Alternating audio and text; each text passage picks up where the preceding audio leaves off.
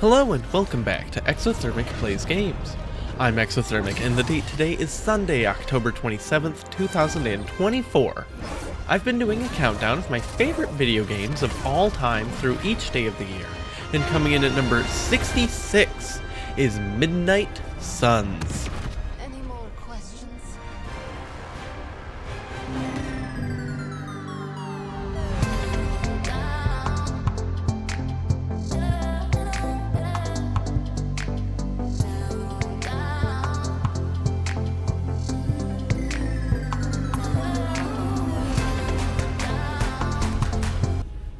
Midnight Suns is an incredible game that has a couple glaring flaws keeping it out of December. This is a Marvel Comics game, and it's definitely leaning heavily on the comic aspects in several ways. As the player, you are a brand new character called the Hunter. There's a fairly expansive character creator where you can do a lot with the character, so keep in mind that what you're seeing from me is just like a dude, but you don't have to be. The Hunter is an ancient hero that's been dead for a few hundred years after defeating and imprisoning Lilith, who is also his mother, with the help of his aunt, Sarah, now called Caretaker. Caretaker is the founder of the Midnight Suns, a secret team of generally magically capable, or at least adjacent, heroes willing to do the dirty work. Historically in comics, the group is led by Doctor Strange, but there's been a lot of people in and out of it. The current iteration of the Suns, at least in this game, is made up of Blade, the day-walking vampire hunter, Magic, the Queen of Limbo with her super awesome sword and kind of sometimes X-Men, Nico Minoru, powerful witch with an omnipotent staff, and Robbie Reyes, the best Ghost Rider. They've been reformed because Hydra has unleashed Lilith, and now demons are pouring into the world all over the place. Joining the fight on behalf of the Avengers are Tony Stark, billionaire genius that's weirdly dubious of magic in a world with obvious magic, Carol Danvers, power of a million suns, and of course, Dr. Stephen Strange, sorcerer supreme. Stephen's there to resurrect the Hunter, you, but also to coordinate efforts between the magical and physical fronts of this invasion. Along the way you pick up some more friends too. There's Captain America, Spider-Man, Venom, Hulk, Scarlet Witch, Wolverine, and a few more from the DLC expansions if you do that, which are pretty great because they have their own separate storyline taking place after the main story of the game, and they're all connected together, which is really fun to do. So what are you doing with all of these super people? As you work together to thwart both Hydra and Lilith, you go on missions, typically with a team of 3, to defeat them in turn-based combat. The combat itself is definitely the best part of the game. You have a deck of cards made up of abilities from each character on your squad, and you play those cards to do all sorts of things. Each round you can play typically 3 cards, and most of them are free to play as far as like a resource cost, but some cost something called heroism, which is generated by the other cards. Each character has a mechanical identity, and they're all very unique and interesting. I'm not going to go over all of them here, there's a lot of characters, but some of my favorites include the Hunter themselves, then Magic, Nico Minoru, and of course my favorite overall Marvel character, Doctor Strange. Strange and Nico often have cards that can buff the remaining cards in your hand and draw extra cards that have a plethora of options. Strange's unique mechanical identity is that his hero cards have variable heroism costs, scaling higher in power the more heroism you have available, allowing you to build up to some crazy big payoff. Nico's thing is about doing stuff randomly, such as random debuffs to hit targets, or doing massive damage to a singular random enemy that you don't get to choose the target, but triggers again, then just chaining and chaining and chaining if you keep killing stuff. That ability is a ton of fun. Magic is really cool because her whole thing is built around the Soul Sword. Her mythical weapon is what technically makes her the ruler of Limbo as its wielder. The sword can be used to slice open the space between dimensions and open portals, and she can create portals for free that do damage to enemies when they go through them, and anytime she shoves an enemy, which I'll explain in a bit, if there's an open portal, they go through that. She's extremely powerful in higher difficulty settings when you get some of her best cards, like the one that increases the damage done by enemies through her portals for the rest of that encounter, and that card stacks if you can burn through your deck to shuffle back and draw them again. There's more ways to hurt enemies than just the cards you play, too. You can spend heroism on environmental attacks like leaping off platforms to smash an enemy, or apparently, throw lamp posts at them.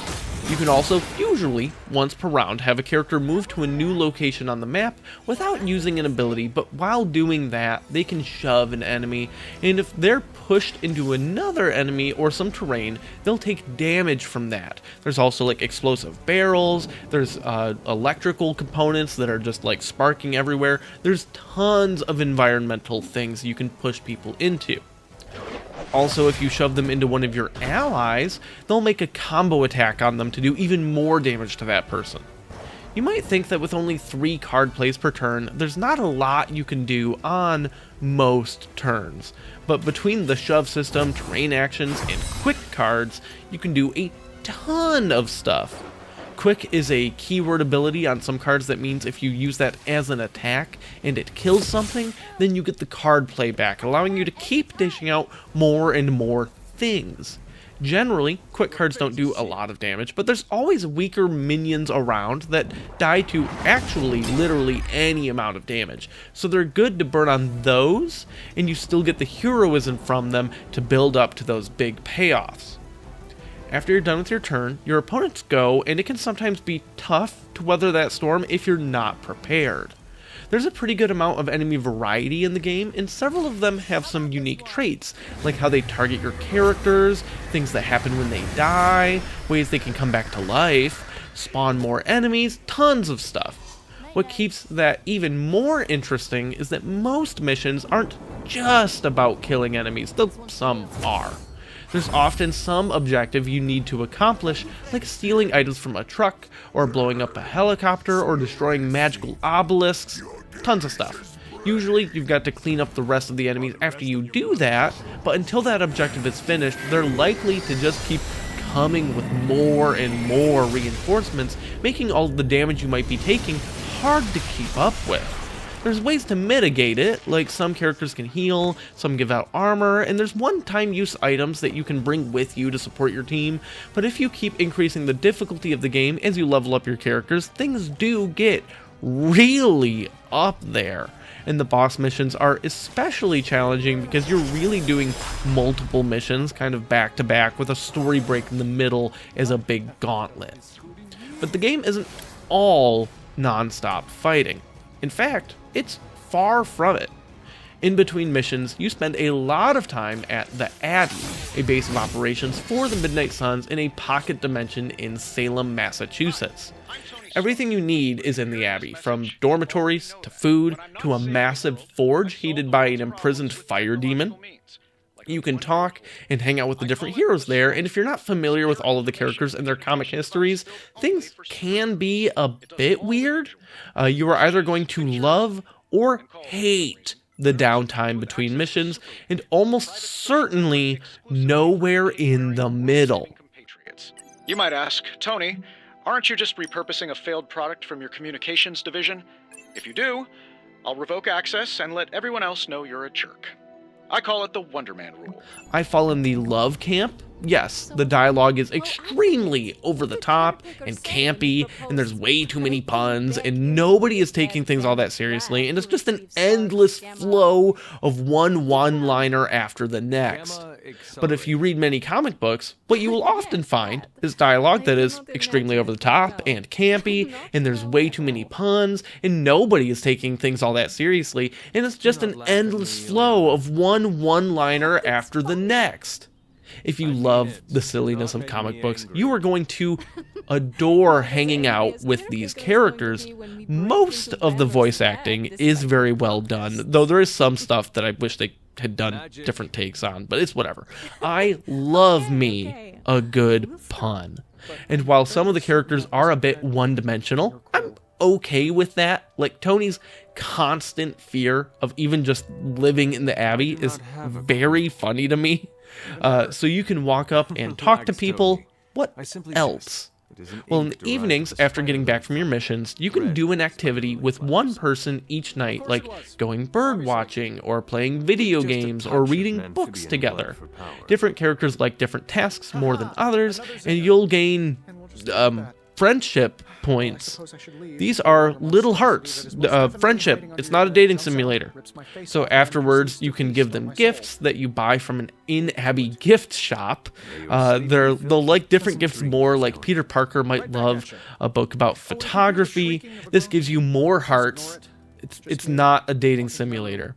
And outside of doing activities at night, you can roam the massive grounds outside the Abbey and find serene little spots that are so pretty, and take Captain America on a picnic, just the two of you, so you can have close, intimate conversation and get to know each other better.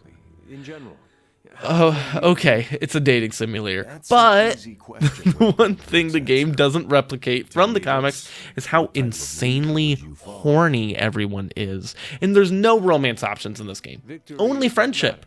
Close, personal, I could spend the rest of my life with you, friendships. As you increase your friendship levels, and yes, that's what they're called, characters can get stat boosts and unlock new dialogue stuff. Each time you level up, you can do a special hangout with the character and progress through their own backstory.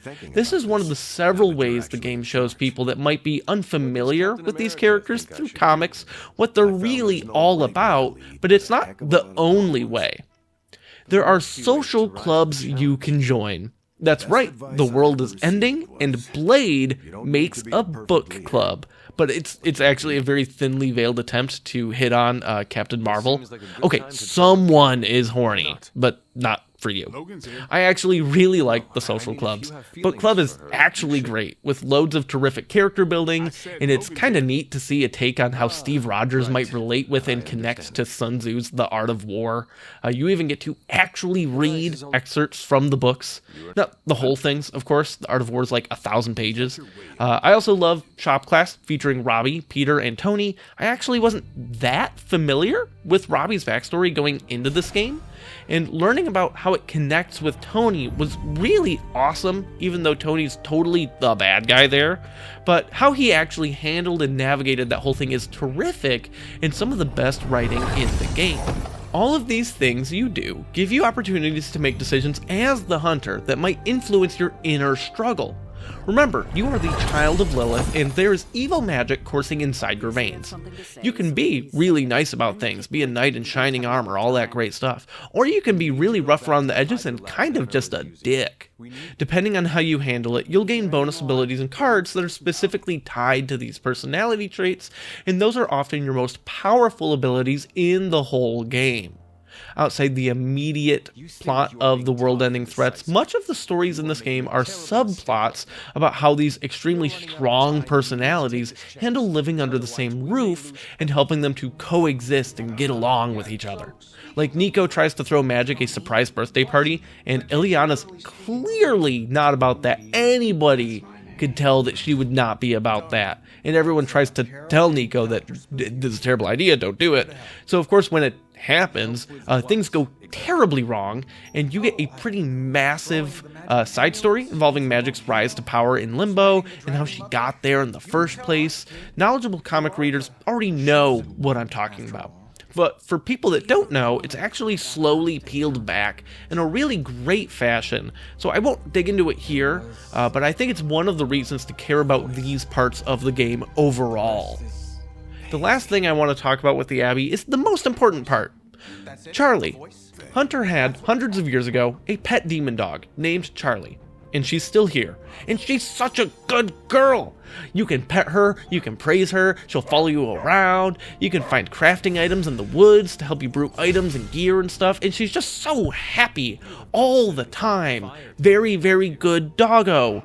But she also protect. There's a subplot about exploring the Abbey grounds to learn more about caretakers and your mother's past.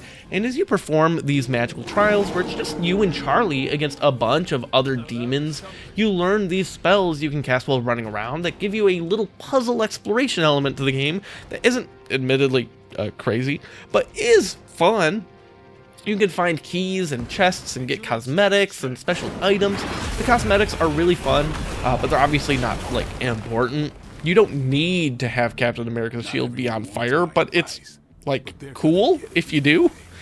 Midnight Suns is a terrific game that was marred by a poor rollout, god-awful marketing, like it just didn't exist, and I think some poorly managed expectations. The game did not sell well, but the game is truly, I think, fantastic. The combat is thoughtful and engaging with tons of replayability. I personally love the dating simulator stuff with very comic-worthy one-liners around every corner, and the main story, while not exactly revolutionary, is very serviceable and totally its own, not based on existing comic events, which is rare in a comic game. And as a person that loves comic books, this to me is the best comic book game ever made, in that it's like you're playing a comic book, but a new one. It's great. If you think comics are cheesy and whatever, then you're probably gonna hate the Abbey. But if you love that stuff, you're gonna have a great time and probably try to get every achievement like I did. I say try because the whole thing's a buggy mess. This game is filled with bugs, and all of the DLC achievements got bugged for most people, and I've actually done all of the expansion content like 4 times in its entirety, and there's still one achievement that won't trigger for me for absolutely no reason at all. But if you don't care about any of that, and also way too long of load times, get this game, play it. I love it. It'll be cheap, and after all, because again, it sold terribly, it goes on sale very often. Join me tomorrow as I talk about my 65th favorite game, where I roll up pencils, erasers, a man, the horse they rode in on, and even the stable for said horse.